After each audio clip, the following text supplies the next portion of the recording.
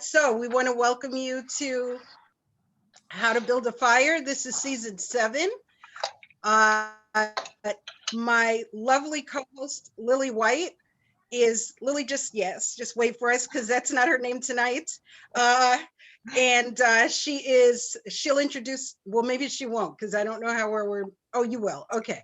So I'll just tell you a little bit about myself. I am a writer and playwright, and Lily and I are co-hosts for this season, and we've been having a great time so far, and are looking forward to our storytellers tonight.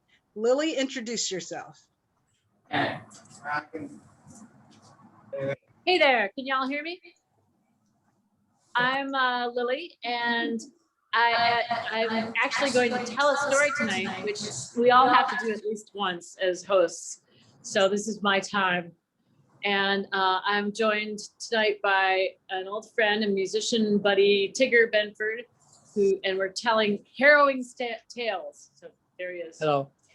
And we're wearing hats because we're outside while you guys are in the comfort of your home. So keep it exciting. If we start doing jumping jacks, that's why. Anyway, yeah, let's start off with one of yours, Jackie. Okay, I apologize. I miss having to be there in mittens and a coat, but next time. Okay, so our first storyteller tonight is Nakisha Cancellar.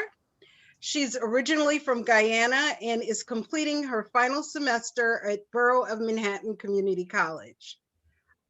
She's presently developing her writing skills through workshops and editorial internships. When asked about the development of her pursuit of art, she states, "I'm just a kid sharing experiences and lessons of the life I've lived so far, all through prose and poetry. If you want, you could tag along. Maybe you'll find some sort of joy or newfound knowledge from a little child like me." Ladies and gentlemen, Nakisha Cancellar. Good night once again, everyone. It's really nice to be in the company of all of you here, especially through Zoom. Surprisingly, I didn't know this could be possible. My first, talk, but not in person. So my story that I'm about to tell you, I hope that you gain some sort of lesson from it or a laugh, hopefully. But by the looks of it, I might be the youngest person in this in the room, or should I say Zoom call. So whatever lesson I might be talking about, you guys already know. So this story, I hope, is just a reminder of how you should continue living your life. Here we go. When I was younger, I could say around prep A, which is usually grade 1 in America, around 5 or 6, around that time. I was struggling with learning how to read, which at that time I didn't really care about it that much, but I was eager to learn. Now, the thing is, my mom got me into this prestigious, extremely Christian, if that's even possible, private school from where I was originally born, Guyana. And around that time, that school was known to have diplomats, children, drug lord kids, like you name it. It was random kids it was very diverse, surprisingly, but they had some outrageous stories.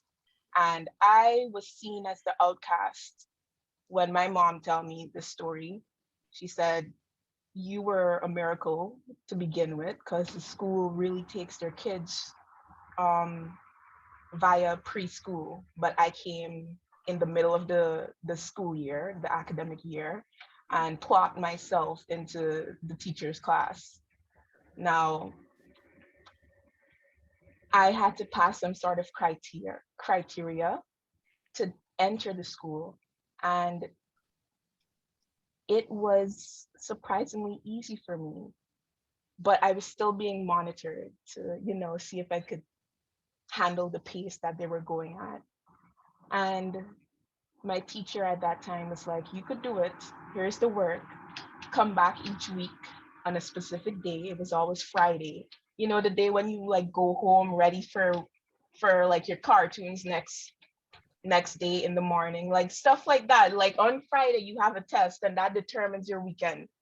But each week I was tested on how well I'm coping and keeping up in that class. And I felt defeated at such a young age because I kept on failing no matter what. Just to read, I just kept on failing.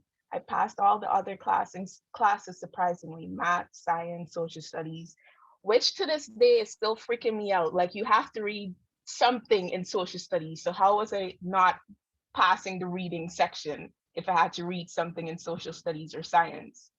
But anyways, I was just failing the reading section for some reason. And my fourth week on Friday, the test was only for me because they're only monitoring me. I'm the one who came in the middle of the semester. And I was reading and I was taking the spelling test also.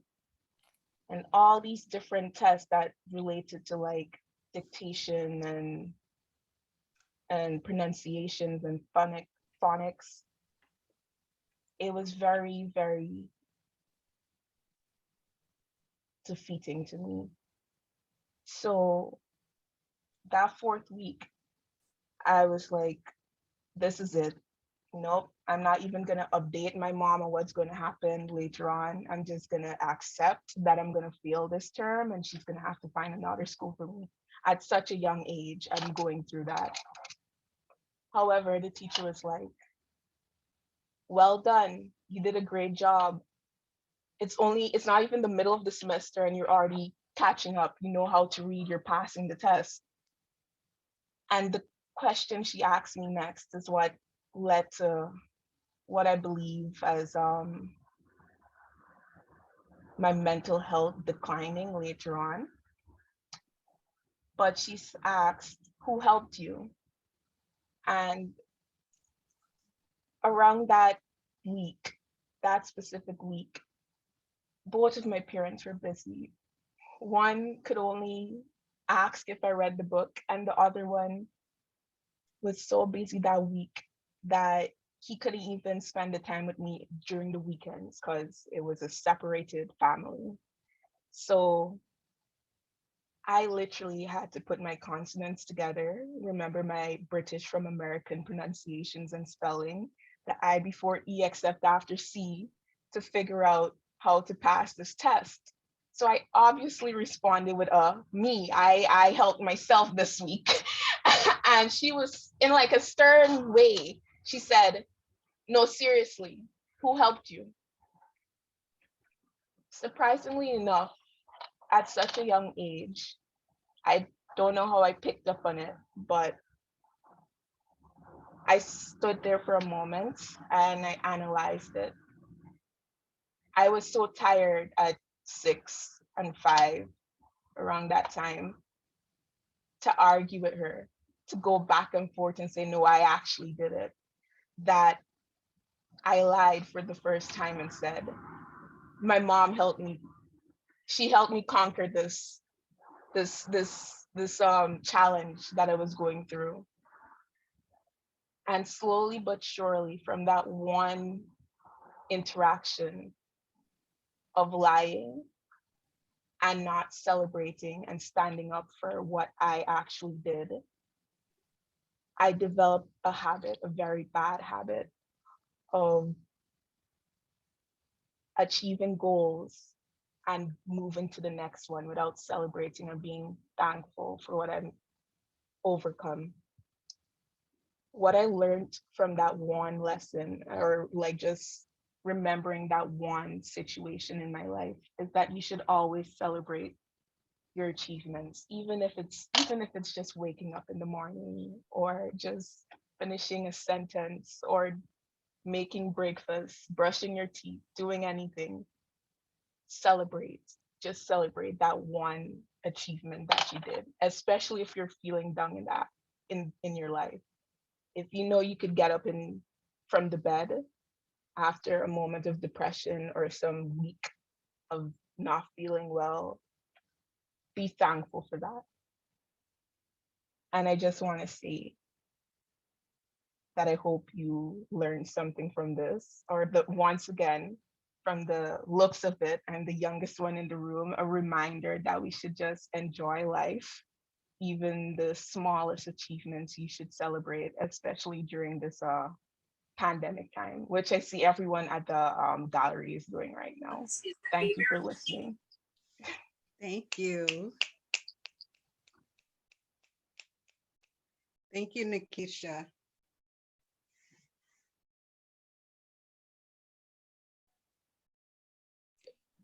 How'd you get so wise? Hey there. Can you hear me all right? Yes. So thank you so much. That was an amazing story, very inspiring. And I'd like to introduce our second storyteller tonight. And his name is Tigger Benford. And I met him a long time ago, and I just knew that he was doing all these amazing things. He's a percussionist and composer for dance and for anything else. He plays all kinds of music, from Indian tablas to East African instruments that are 6 feet long and 20 feet high. I mean, there's like these amazing things. Amadina, I can't even say it. Anyway, he's taught at Rutgers and plays for dance classes still. And let me just stop there because he's got a long, long resume that I can't memorize. But let me put your hands together for Tigger Benford.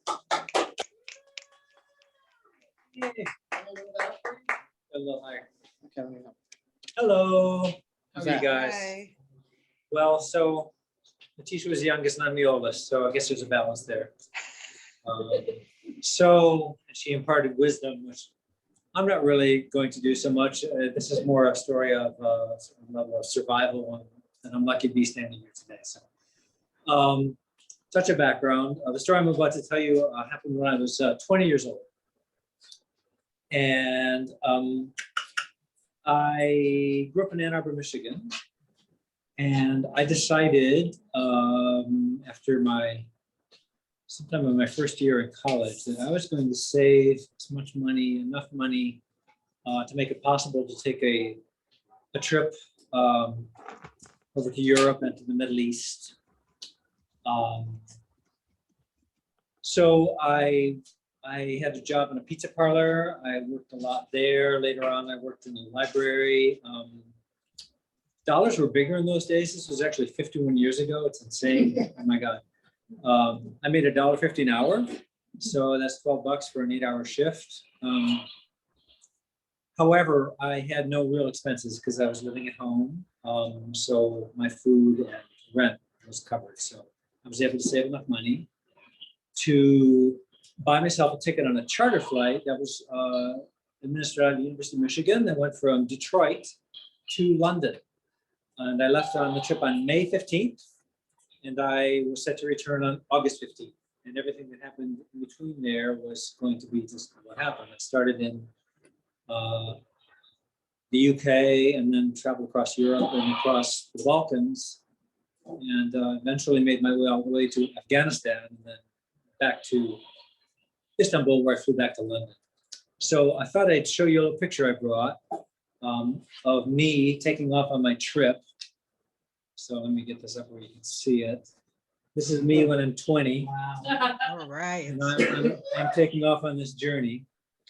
That little sleeping bag I have, I eventually got rid of. I carried as little as possible. You know, I don't know. I just didn't find it a hardship to sleep on the ground. Yeah, different standard. Okay, so anyway, all right. So now, I'm sorry for the young person who's here, because I have to tell you that this story involves drugs. So He's heard a lot. yeah. He likes hearing that. So hang on, let me put this. Okay. So okay. So I made my way across. Eventually in July, I got to Istanbul via what was then Yugoslavia, and then Romania, and then Bulgaria, and we made our way down to Turkey. I was, although I traveled with various people here and there, I set the whole trip up to go myself. That was part of the point of it, so that nobody else could back out on me. I was like, no, I'm gonna do this myself. So, all right. So I'm in Istanbul, and Istanbul is quite a unique and beautiful city. It has a lot of spectacular mosques in it. It's a physically beautiful city because the way it's laid out, because of the bodies of water and the hills. It's relatively easy to keep track of where you are. You don't get lost. Although that's nice because I don't like getting lost, and I do get lost sometimes. But that time I didn't. So anyhow, here I am, this young American, kind of hippie oriented, not totally, but influenced that way.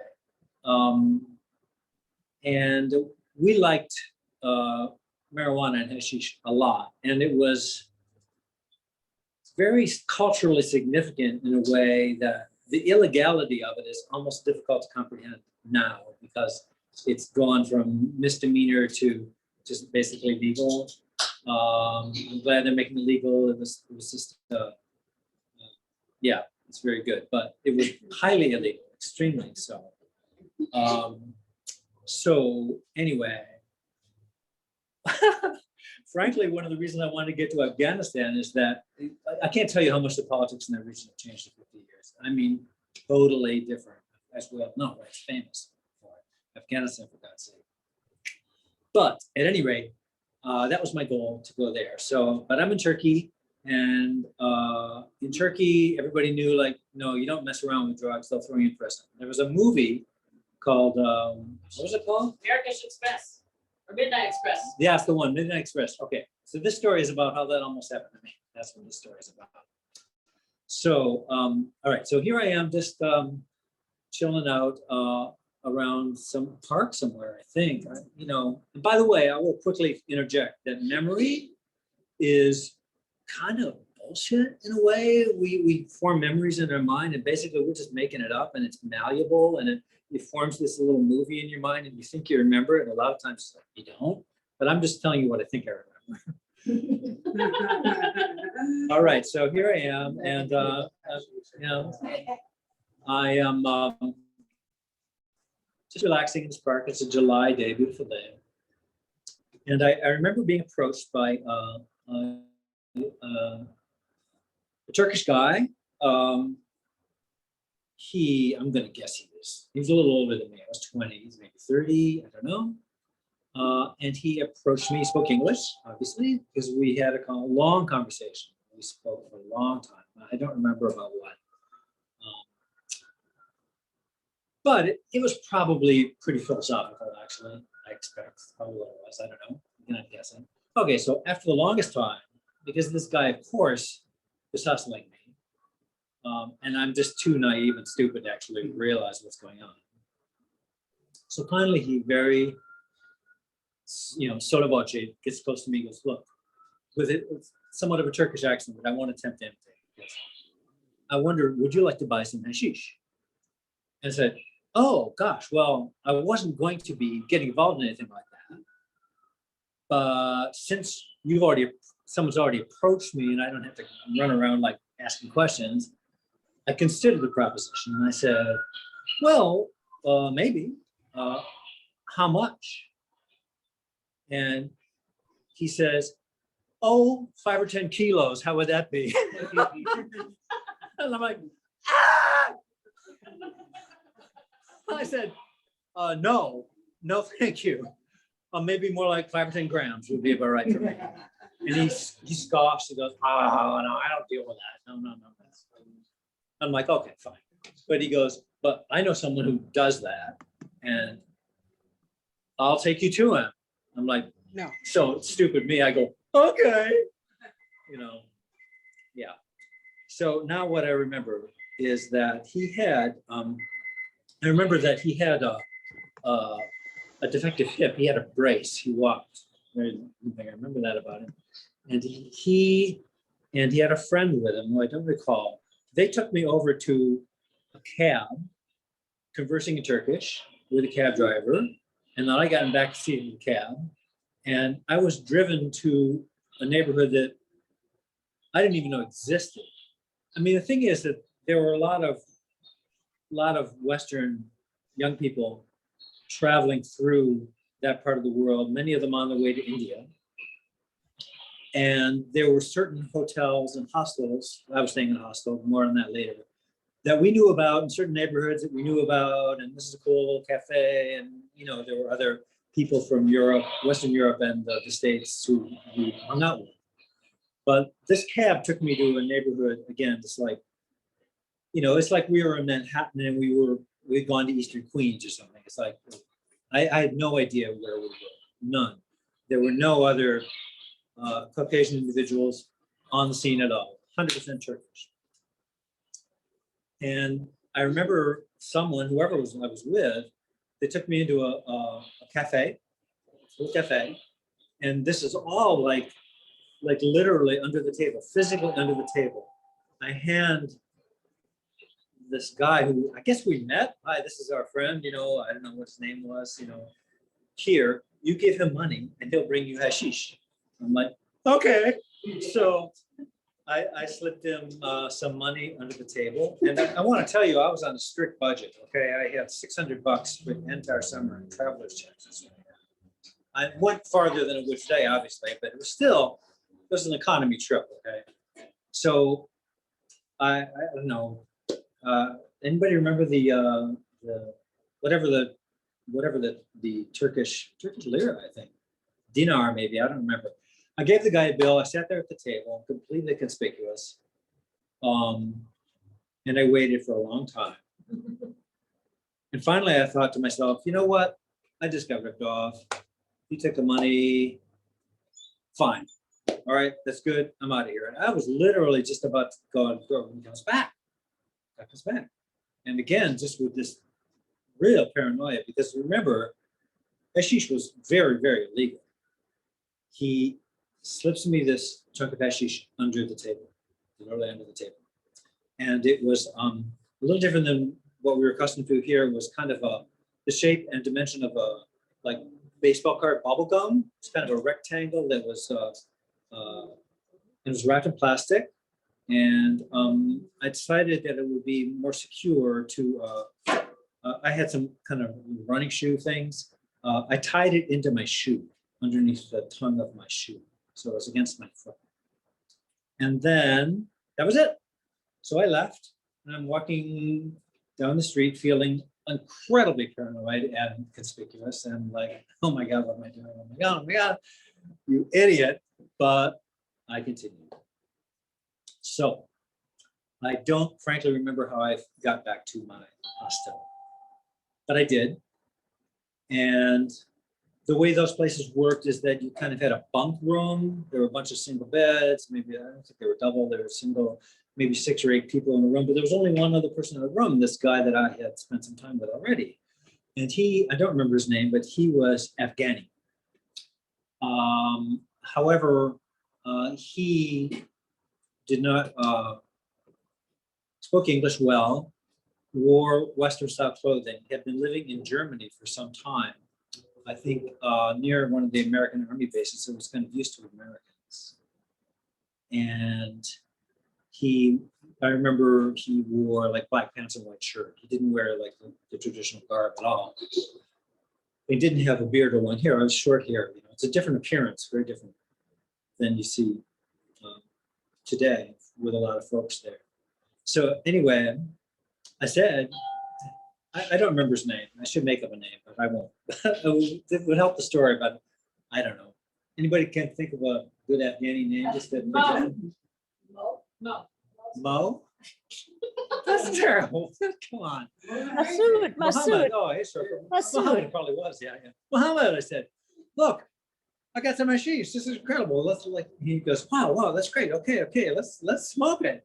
I'm like, okay, So here's the thing: we had like zero paraphernalia. We didn't have like anything like that. We didn't have anything. No papers, no pipe, no lighter, nothing. So what we did is we went to a local store there in the neighborhood, and we purchased a package of cigarettes and a cigarette lighter. And then we basically did what is common practice in Europe, I think, where they like to smoke tobacco with hashish. Still do, I guess, I don't know. Anyway, so we kind of laboriously emptied some of the tobacco out of the shell of the cigarette paper. You know, you can roll it because it's already a cylinder, right? So this is very awkward.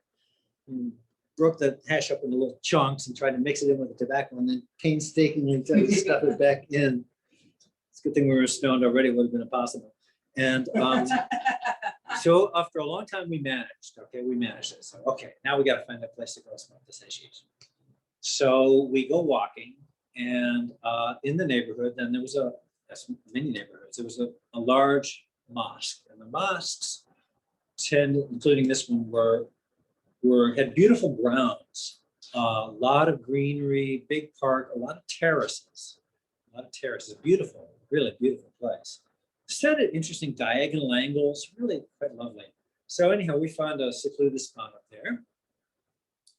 And what is the sequence of events here? I think we were kind of getting ready to light this stuff up, or perhaps we already had, I don't quite remember actually. But an older Turkish gentleman walks by, wearing what you might call traditional Turkish clothing, and converses with my friend in Turkish. He spoke Turkish. It's the kind of guy who spoke probably 5 or 6 languages, I think. And after they had a conversation and this Turkish gentleman walked off, I said to my Afghani friend, "What did you talk about?" And he says, "No problem, you smoke your hashish, everything fine." I'm like, okay, fine, all right, good. So there we go, we light this thing up, and it was spectacular hashish. And I was having this, I still remember it, despite what happened later. I was having this wonderful, almost ecstatic moment. I'm like, oh my God, I can't believe I'm having this adventure. I mean, I had just turned 20, right? And I'm in Istanbul on this 3-month trip, trains, hitchhiking, the whole bit. And it's so exciting. I'm having this incredible adventure. And there was a full moon and all these cumulus clouds up in the sky. And I was just watching the moonlight and the clouds. And I actually had this revelation that I've since kept in mind, which is that, I don't know about you, but when I look at clouds in the sky, I perceive it as a dome, kind of a dome that meets at the horizon, but that's an illusion. It's actually a parallel plane to the Earth. The clouds are like huge, they're so big. And I was kind of seeing that. I'm like, oh my God, you know, I was having this wonderful moment. It was like really cool. It was a beautiful July night in Istanbul. It was lovely weather, just mild, the breeze, you know, really nice. But then all of a sudden the vibe completely changes. My friend, my Afghan friend goes, "Hey, we gotta get out of here. We gotta go. There's police coming." I'm like, oh my God. So we stand up and we start walking. And remember, I did the same as I'd done before. The little chunk of hashish was in my shoe, which meant that I couldn't get rid of it without leaning down and untying my shoe. And I wasn't willing, didn't feel like I could do that. So we start walking, walking fast. And I recall, and again, this is probably total fiction, I remember walking down through the terraces down to the sidewalk. And then we hit the sidewalk and we continued walking in the same direction. We weren't running, we were just walking about as fast as we could walk. And then my heart's pounding.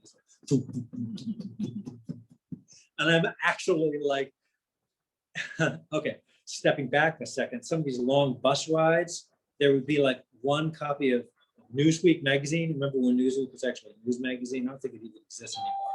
But anyways, we all passed it around because we had nothing to read. So, and I remember reading a little article about, you know, hippies being busted in Istanbul.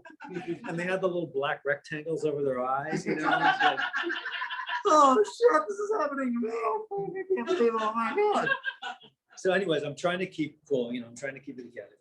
And I do recall a couple of other things. We got down to the street, we kept walking, we decided to go in the same direction because I don't know, that felt intelligent, right? I don't know. And I chanced to look back, and again, maybe I'm making this up in my mind, but I do recall two policemen. The police there were kind of khaki colored uniform. And I do remember two of them like getting down the street and looking back and forth. Perhaps 50 yards behind us, I don't know. Now, for some boneheaded reason, we stuck together, which is just the dumbest thing you can imagine, because we're incredibly easy to describe. Yeah. Hi, tall blonde Westerner and short Western dressed Afghani guy together, pick them up. I mean, it was so simple, right? Like split up, right? But we didn't.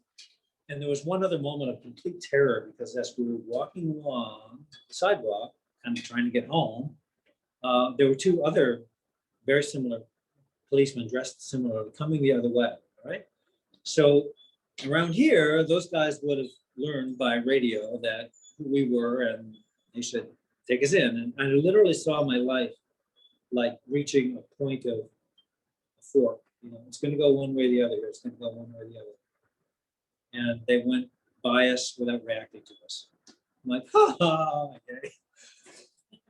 So I was still quite shaken by this. My Afghan friend didn't seem to be particularly concerned. He was kind of okay, but I was like, wow, man, it was intense for me.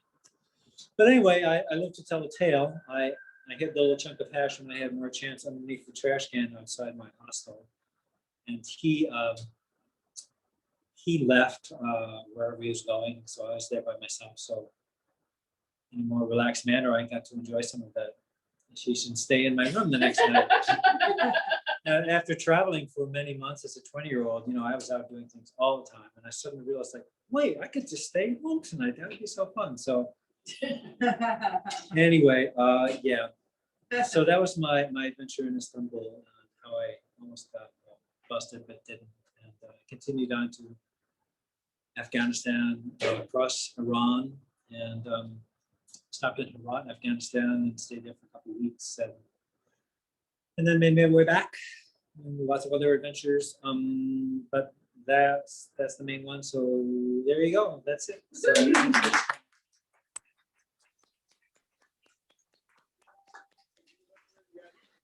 All right. I'll say thank you, Tigger, and I guess I'm going to take a break. Or are we going to just go on? 5 minutes. 5-minute break. Okay, and then Monica's coming on.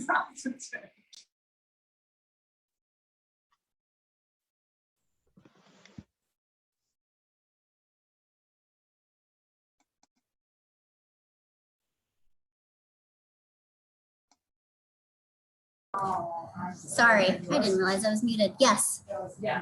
So 5-minute break and then Monica is going to come on.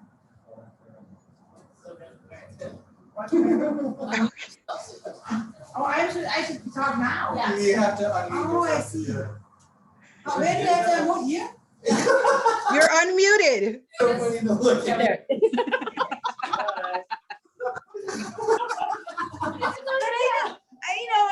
It used to be complicated because we didn't really unmute yourself here because we did it on there. Right? Yeah, whatever. Anyway, so. Okay, our next storyteller is Felicia Villanueva. Philly V is a mom, poet, author, and teaching artist out of Yonkers. She's been performing spoken word for over 10 years, and she also performs with a group called Jazz and Poetry Choir Collective, where the members bring experience, narrative, and playfulness to the concert stage. She founded the first teen poetry open mic in downtown Yonkers in 2009, and she has published a book called Pretty Girl Special. And I'll just tell you a little bit about Philly and I. We met at Blue Door Art Center in Yonkers, and I ended up taking over her job for a little while. So she was actually my supervisor. So, ladies and gentlemen, I want to introduce you to Philly Villanueva. Thank you. Hi, good evening. Jackie, thank you so much, and I'm so happy to be here. This poem is called Pretty Girl Special. the catalyst to my transition, the way I keep strong, how I survived, I call it pretty girl special. The sleigh in my strut fierce, I stop time, staring into my future manifesting, looking back only to see how far I've come. I'm glowing colors, chakra popping. My voice like guided meditations, let me inspire your life. With my eyes, I give up a smile, reminding you of your uniqueness. You're deserving of love. I changed people. I changed the world. I share my magic with you. It's untamed. My possibilities are limitless. I design my destiny, being my best self. Yo, shout out to Pretty Girl Special. Shout out to the girl who takes on the world, fearless and empowered, who will face adversity every day and be resilient every moment and make it look sexy every time. I made it. A year later, I did it. Hugging myself, I'm a survivor. Come celebrate with me the story of my life, the fight, the lion in my chest. Cheers to wanting to live like I need to breathe. Celebrate the journey back to me, dancing in all my magic, pouring in Pretty Girl Special. So that's my Pretty Girl Special poem. And thank you. That's in my book, Pretty Girl Special. My book is a poetic memoir. It's a product of my healing. I was in an abusive relationship. Mentally, I wanted to start my timer. I know that poem was probably about 3 minutes. Okay. You're okay. I was in an abusive relationship for about 3 to 4 years. It was emotionally and mentally abusive, a lot of gaslighting. Didn't recognize myself anymore, literally in the sunken place. I kind of just like stopped doing everything I loved, and I wouldn't get too happy, or I wouldn't allow myself to get too sad. I would just be like this like nonchalant attitude. I was away from family and friends for such a long time. Stopped writing, stopped performing, stopped teaching. And then I became a mother. And then everything started to change. There was this one incident where he got mad, and there wasn't so much physical abuse. It was more like tossing me around, throwing me around kind of thing. I never got punched in the face. But this one last incident where I got slapped in the face and wrestled in the bathroom, and I really, really felt like I could die here. I can die in this bathroom, and I have a little baby in the other room. It was in that moment, and I was like, I want to live. I want to live so bad. I never wanted to live so bad in my life. That me preparing my leave, my escape from this person resulted in me being homeless for a whole summer with my daughter, 9 months old. He managed to get me kicked out of my apartment. I found out that I found out that the money I was giving him to pay rent, he wasn't paying rent. I found out a lot of stuff, which made it even more easier to say like, I gotta go. I gotta provide for my daughter. I'm a mother. Homeless now. There was a friend who I just recently met. It was like my daughter's godfather. He was dating a girl. I guess to get closer to him, she wanted to be buddied up with his goddaughter. So us getting to know each other, I started sharing with her what I was going through, and she was the person who literally picked me up out of the apartment. and told me I can stay with her. I stayed with her for like 2 weeks, maybe a month, maybe like 3 weeks, a month. And there was times I stayed in Brooklyn. There was times I stayed in Yonkers. I think I stayed 3 different places in Yonkers. Did I have a car? Didn't have a car.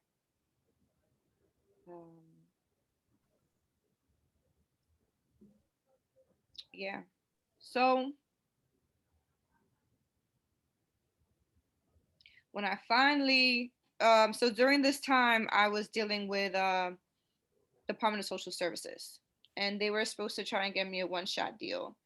Usually, a one-shot deal is not given to anyone who's doesn't feel comfortable where they're living. That's for someone whose apartment has like mold or something having to do with the apartment itself physically. So that wasn't my case, but I called up everybody I knew that I can trust to try and get me out of this situation. So finally, I started meeting with someone in Department of Social Services. That place is traumatic within itself. The way that they treat you, the way that they take their time, all the documents. To be there firsthand and to have witnessed that, and maybe for some people that's normal, but for me that was just insane. So finally, I'm staying at this one person's house, and I told them I need 2 weeks because that's what the person at DSS said. So then 2 weeks go by.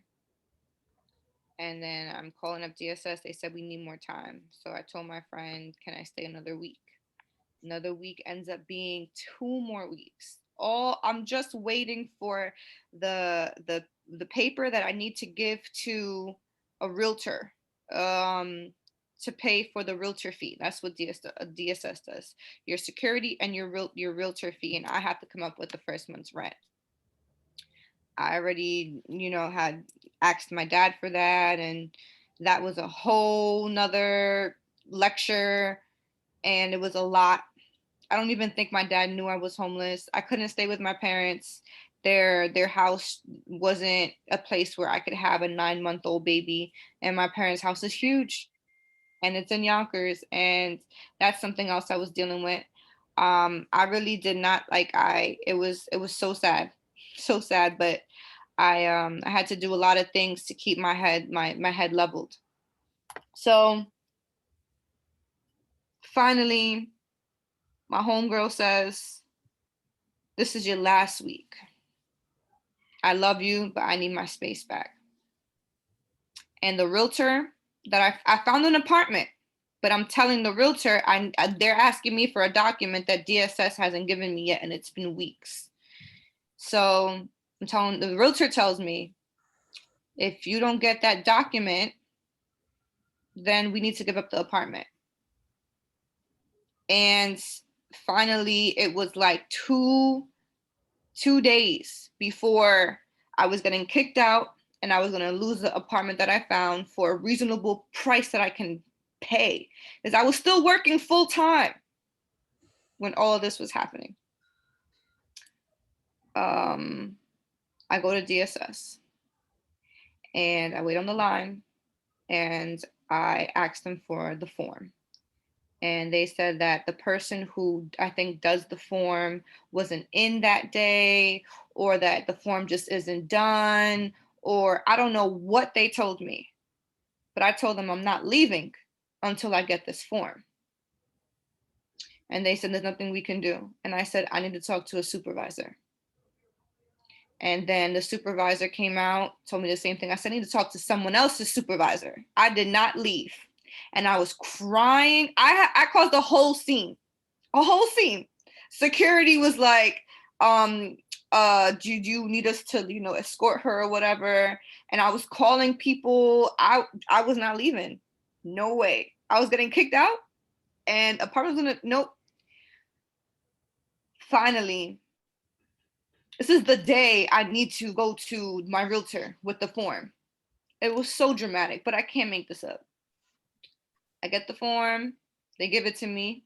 I run. I'm crying. I'm running to my car. Get to my car, call up my realtor. They tell me where they are. And then I go there and give her the form. She gives me the keys. I literally laid out on the porch. Laid out on the porch. And I got my apartment. Now I'm in the apartment and I have now how old is my daughter? She may just be maybe a year now. I got the apartment in like September and I was homeless from like June. So September, she's already a year because her birthday was in August, and now we're in this apartment. Just me and her. I think my brother was renting out the other room. And her development, like she was so advanced. I was always in awe of everything she did. She was incredible. The joy of my life. She changed my life. You know, me being her mom, motherhood is what made me leave that relationship. And I wanted to get better because I feel like I didn't know who I was. No confidence. A relationship like that just sucks the whole life out of you. So now I'm a new mom. I'm by myself. My job is not even paying me enough money to cover all my bills. I'm trying to make $1 out of 15 cents. And I'm just making it work. And I promised that every day I would get out of the funk because my daughter needs me.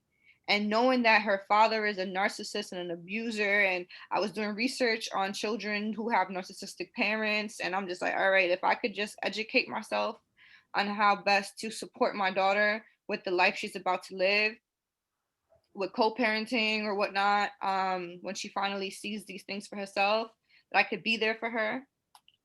So I started doing the work every day, little by little. My affirmations, my meditation. I would get up earlier in the morning. I was crying every day. Every day that summer, I was crying. So I really had to be strong. And my daughter is my why. And then I'm in that apart. Okay, so then I'm working on myself every day. I'm still working full time. Got my daughter into a daycare. But I'm still like, who am I? And before the relationship, post abusive relationship, I was doing so much poetry things. I had a name in the poetry community, and I really thought I was gonna be a poet by before like 23. So the fact that I stopped writing for all those years, I kind of felt like, why should I start writing now? And actually, my daughter was who had me start writing again. Because when I was homeless, I started writing to her. And till this day, I still write. So I write, I have like 2 journals, and it's Dear Paisley. And I tell her everything we've been through. I tell her our truth. I tell her her milestones and all those things. So I had already been writing again throughout that whole summer. And then I decided that I wanted to produce a book. And one of the things that was helping me to build my confidence every day was something I call Pretty Girl Special. And Pretty Girl Special comes from a memory of being in the Bronx looking for my favorite iced tea. It was called Snapple iced tea. It was called peach raspberry. Just came out, so not all the stores had them yet. And I finally went into a store. I'm feeling good. I'm in this overflow of feeling fantastic. So I walk in and I share some of that with the person behind the counter. Hey, how are you? How are you feeling today? I'm looking for this drink. It's been my favorite. I'm sharing words, with him and intimate interactions. And I asked him if he had the drink. He said, go check. And then he did. So I grabbed one, brought it to the counter, still sharing my overflow with this person. And they said, you know what? You got the pretty girl special. Go get another one. And that's the pretty girl special. I like to define it on the back of my book. It has definitions, but I like to define it as a intimate interaction you have with someone, really giving off your positive energy. And you can only do that if you have an overflow. And I really do believe it's something feminine as well.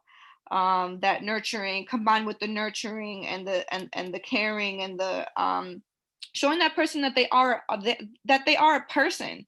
I see you, and I call that pretty girl special. So the fact that I have the ability to do that, I think is a superpower, and that I would wake up every morning and I'd say, you know, I'm putting on pretty girl special. I'm about to be my best self, and I'm going to walk into all spaces and share this with everybody. I'm going to create my overflow so I can share and leave people with a piece of me. And that's why my book is called Pretty Girl Special. And Pretty Girl Special is something that, you know, I enjoy talking about, and that's the way I survived. Thank you. Thank you. Thank you, Philly.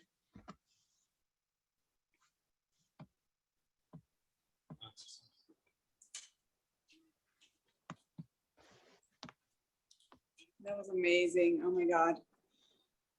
So I know I'm not supposed to be here, but Lily asked me to introduce Lily because she didn't want to introduce herself. And Lily is my good friend. And I'm sure she plays the saxophone. She tells a lot of stories all the time, but I'm sure she has one prepared that is special today. But it's a natural storyteller every day. Woo! Right. Thank you, Phillyville, and all you storytellers. That was amazing. I love to hear about stuff like that. And I think New York is a special place because we interact with so many people all the time. And sometimes it's good, sometimes it's very good. And sometimes it's bad, but you know. We kind of have this two different themes going. Well, Harrowing Tales. And my harrowing tale is a tale that involves sailing.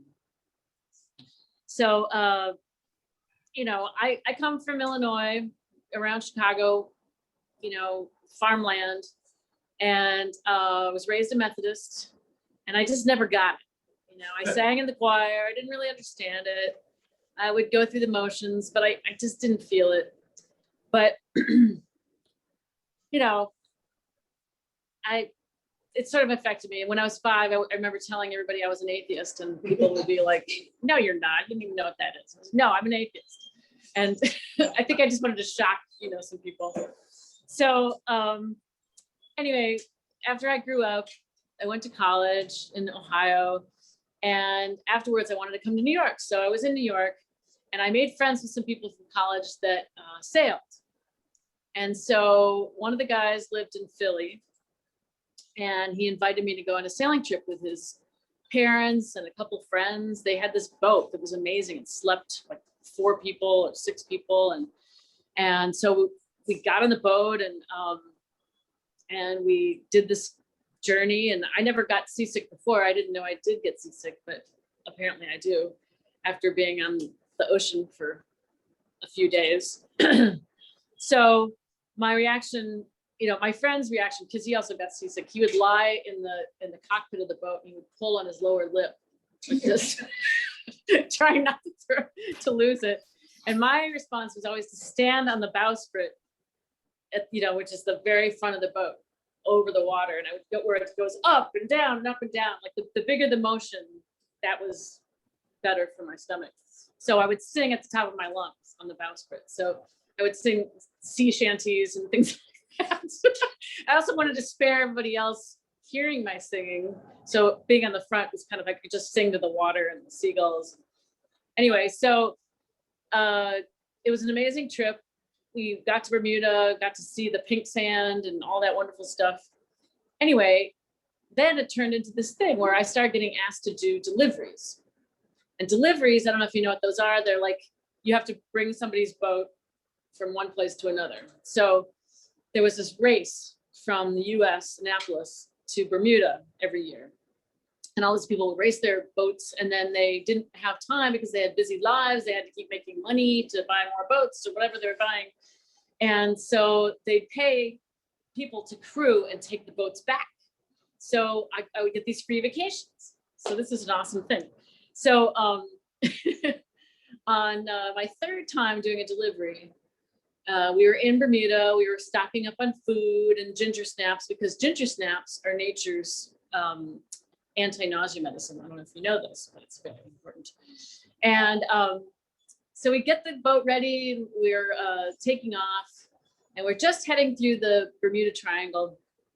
Yes, the Bermuda Triangle. You know, but I don't believe in that stuff. I'm not superstitious.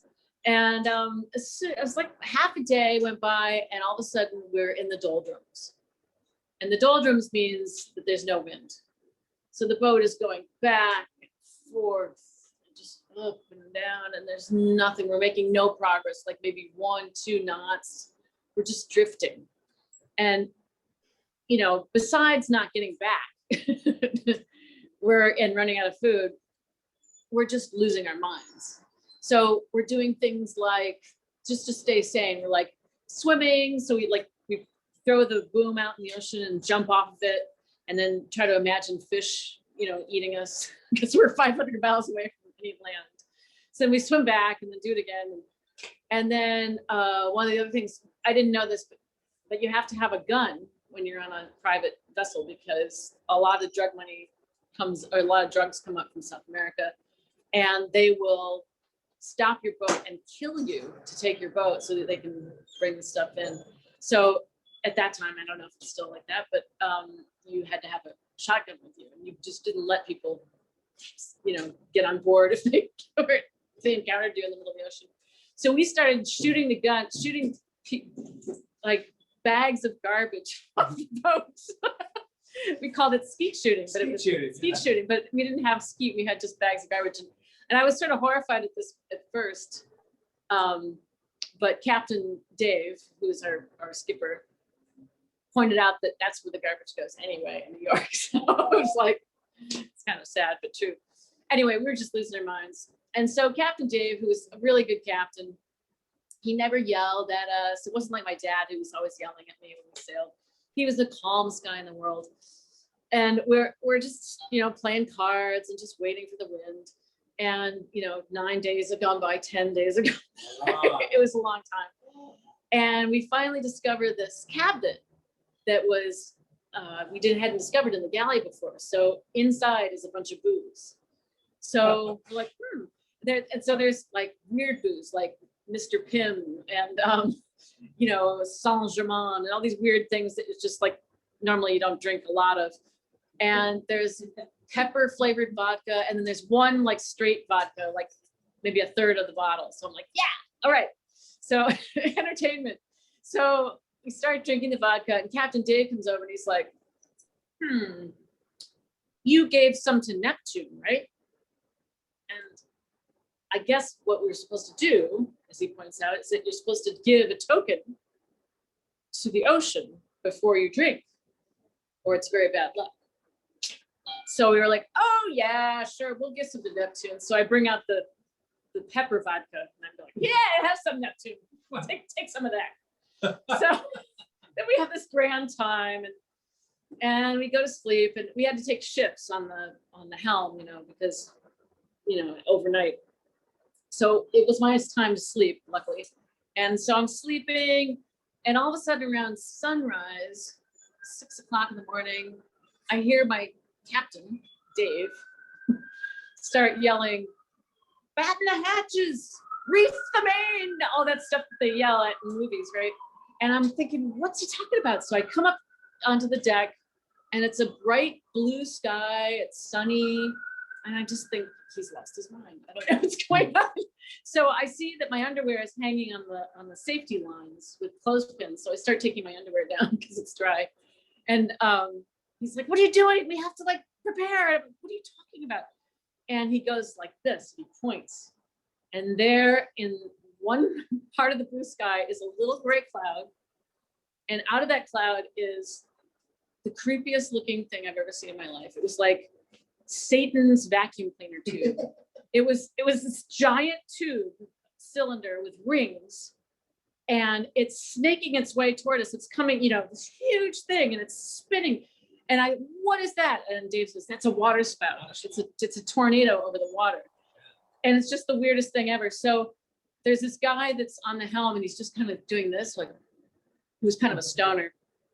And so I push him away from the wheel, and I turn the key and start the engine. And so I just start moving in a perpendicular line, away from where I think the thing's going to go. And luckily it didn't change, and it passed us, because if it hit us, we were like hundreds of miles off the shore, and with just a one life raft, it would have been really bad. So, Dave looks at me and he goes, "Should have given the good vodka to Neptune." So I've always been a little superstitious now. I may not be a Methodist, but I always try to do a little bit of thankfulness before I go into sailing. Anyway, thank you. Really had a great time. I'm glad I was able to fill in for Pete, who was going to tell a story, but really great. And Jackie and I will be doing this next month as well on May 28th. May 28th, last Friday of the month, we shall be there.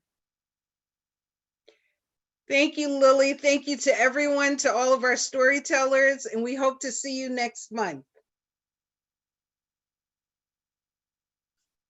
Thank you so much. Thank you. Yeah, thank you, everyone. That was fantastic.